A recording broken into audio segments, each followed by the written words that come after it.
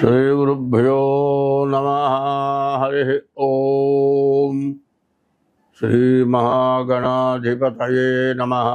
श्रीमहासरस्वत्यै नमः। गुरुभ्यो नमः। हरि ओम।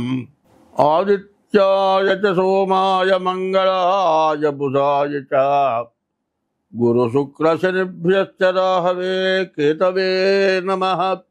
शुक्लांबरधरं विष्णुं शशिवर्णं चतुर्भुजं प्रसन्नवदनं ध्यायेत् सर्वविघ्नोपशान्तये।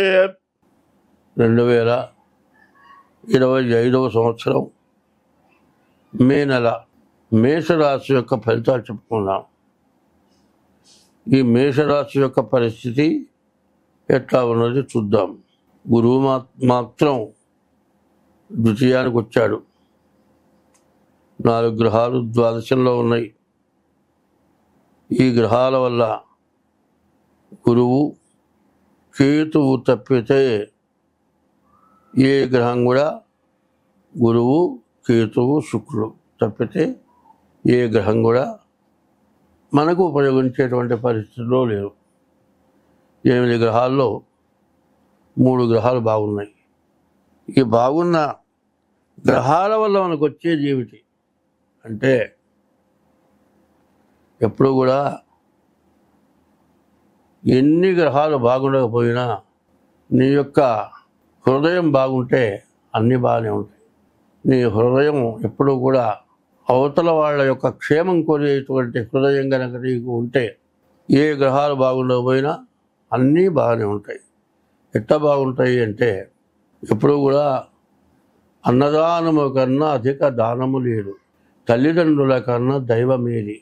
అన్నదానం నువ్వు తింటూ ఒకరికి పెట్టడం, తల్లి తండ్రిని మించిన దైవం లేరు. సత్యం, అబద్ధం ఆడకుండా ఉండటం, శీలత, తప్పు పని చేయకుండా ఉండటం, చేయకూడదు ఎటువంటి తప్పు పనైనా చేయకుండా ఉండటం, ఎప్పుడూ అబద్ధం ఆడకుండా ఉండటం. ప్రతి జీవరాశి యందు కూడా దానికి కష్టం వచ్చినప్పుడు, ప్రాణాపాయ స్థితిలో ఉన్నప్పుడు, దానికి ఏదైనా దెబ్బ తగిలినప్పుడు దానికి సహాయం చేయటం. ఏమండి, నేను జాతకాలు చూపించుకున్నాను, నాకు జాతకం చెప్పారు, గ్రహదోషాలు చెప్పారు, గ్రహదోషాలు శాంతులు చేసుకున్నాను, కానీ మళ్ళీ నాకు మొదటికే వచ్చిందంటే చేయరాని పనులన్నీ చేస్తూ ఉంటే ఎన్ని గ్రహశాంతులు చేసినా ఆగ్రహం పెరుగుతుంది, అనుగ్రహం మాత్రం రాదు. కాబట్టి ఇటువంటి వాళ్ళు ప్రబలిపోతున్నారు. మంచి అనేది ఎక్కడ మచ్చుగైనా కనబడకుండా పోతుంది. మరి మాయకి అందరు లోబడుతున్నారు. నేను కాళీ పూజ చేస్తున్నాను, నేను రోజు పచ్చి మాంసం తింటాను, శాకాహారం తిన్ను, కాళీ పూజ చేస్తాను, ఒకవేళ ఏదైనా తినాలంటే నేల మీద పెట్టుకొని తింటాను, ఇన్ని చెప్పి నువ్వు ప్రజాసేవ చేస్తావా? జీవరాశుల్లే జీవహింస తప్పంటే పచ్చి మాంసాన్ని తింటున్నానని చెబుతున్నావు. దీన్ని నమ్మి నీవు లక్షలు తీసుకుంటే పూజ చేస్తే చేయించుకుంటున్నావు. మరి వాడికి లక్షలు ఇచ్చి మరి నువ్వు నాశనం కాకుండా ప్రపంచాన్ని నాశనం చేస్తున్నటువంటి పరిస్థితి వస్తుంది. కాబట్టి ఈ గ్రహస్థితిని చూసి బాగా ఆలోచించుకోవాలి. శుక్రుడు బాగుండటం చేత వివాహాది శుభకార్యాలు జరుగుతాయి. గురువు బాగుండటం చేత ఉద్యోగం, విదేశీయానం చేయడానికి మంచిది. కేతువు బాగున్నాడు, వాళ్ళ వాక్కు బాగుంటుంది. వాడు ఎక్కడ, ఎప్పుడు, ఏ సమయంలో ఎట్లా మాట్లాడాలో తెలుసుకొని మాట్లాడి మరి ప్రజలతో సన్నిహితంగా ఉండి వాళ్ళ అవసరాలని తెచ్చుకోగలుగుతారు ఈ మేషరాశి. కేతువు చాలా మంచి స్థానంలో ఉన్నాడు. ఈ కేతువు చంద్రశేఖరేంద్ర సరస్వతి స్వామివారి కంచి కామకోటి పీఠాధిపతి పెద్ద ఆయన. మరి 80 సంవత్సరాలు జీవించడం కాదు, సాక్షాత్ పరమాత్మ స్వరూపం నడిచే దేవుడు ఆయన. కేతువు బాగుండగా జన్మించడం చేత ఆయన జీవించినంతకాలం నడిచే దేవుడు అన్నారు. దేవుడు అనేవాడు ఎట్లా ఉన్నాడు అంటే దేవుడు నడుస్తున్నాడు అని ఎంతోమంది నోట వచ్చింది. మరి ఆయన చేసిన పనులు ఎట్లా ఉన్నాయి. కాబట్టి కేతువు బాగున్నాడు. ఈ రాశి వాడికి ఏ గ్రహాలు బాగుండకపోయినా కేతువు బాగుండటం, గురువు బాగుండటం, మరి తర్వాత శుక్రుడు బాగుండటం, ఈ గ్రహాల వల్ల మంచి జరగటానికి అవకాశం ఉంది. కానీ బుధుడు, శని, రాహువు, రవి, కుజుడు ఈ గ్రహాలు పూర్తిగా బాగాలేవు.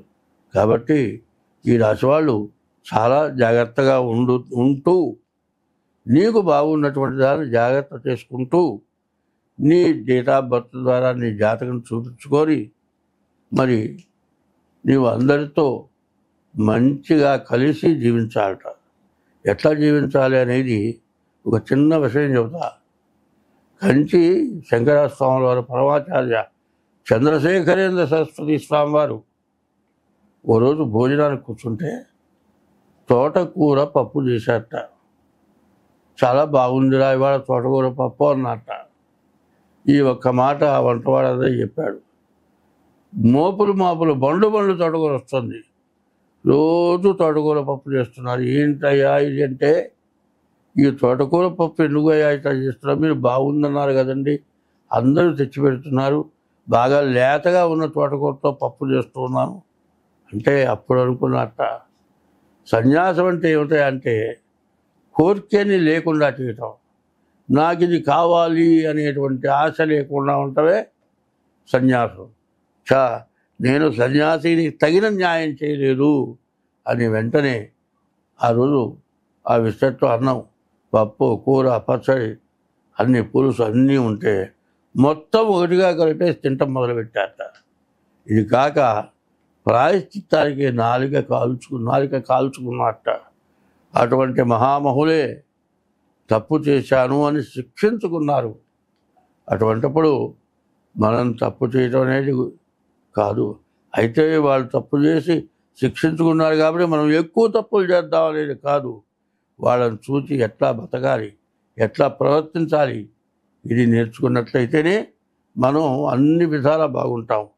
ఒకప్పటి మహాత్మా గాంధీ గారు, మరి చంద్రశేఖరేంద్ర సరస్వతి స్వామి వారు నడిచి వెళ్తూ ఉంటే ఆ ఫోటోలు అక్కడక్కడ కనబడుతూ ఉంటాయి.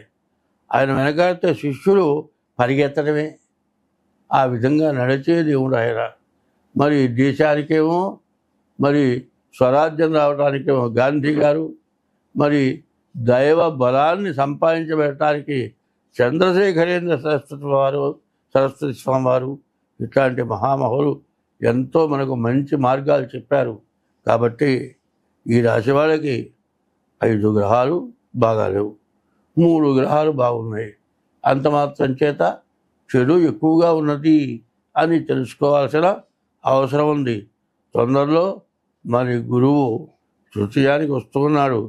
మరి తృతీయంలో మిథున రాశిలోకి గురువు వచ్చిన తర్వాత చాలా మంచి జరగటానికి చాలా అవకాశం ఉన్నది. కాబట్టి మనం ఎప్పుడూ కూడా మంచి వాళ్ళ యొక్క ప్రవర్తన తెలుసుకొని, వాళ్ళు ఏం చెప్పారో తెలుసుకొని, మనం ఎట్లా జీవించాలో తెలుసుకొని, వాళ్ళు నడిచిన దారిన మనం నడవాలి. ఎట్లా ఉంటుందంటే పొలంలో మధ్యలో ఒక ఊరు పోవాలి, రోడ్డు ఉండదు. ఆ దారి ఎట్లా ఉంటుంది, పొలంలోంచి పోతూ ఉంటారు. ఆ నడిచిన చోట మొక్క మొలవదు, బాగా పాము మెలికల్లాగా తిరుగుతూ ఉంటుంది. ఇక్కడ ఈ ఊళ్ళో అడుగు పెట్టామంటే మనం ఏ ఊరు పోవాలో ఆ ఊరు దాకా దారి చూస్తూనే ఉంటుంది. ఆ లైన్లో వెళ్ళిపోతాం. ఆ నలుగురు నడిచిన చోట మరి ఆకు కానీ చెట్టు కానీ మొలవదు. కారణం ఏమిటంటే మన కాళ్ళల్లో ఉన్నటువంటి చెడు అనేది ఎక్కువగా ఉండటం చేత మొక్క మొలవకుండా ఉంటుంది. కానీ అంత చెడులో కూడా భూదేవత ఏం చేస్తుంది, మనం ఏ ఊరు పోవాలో ఆ ఊరికి దారి చూపిస్తుంది.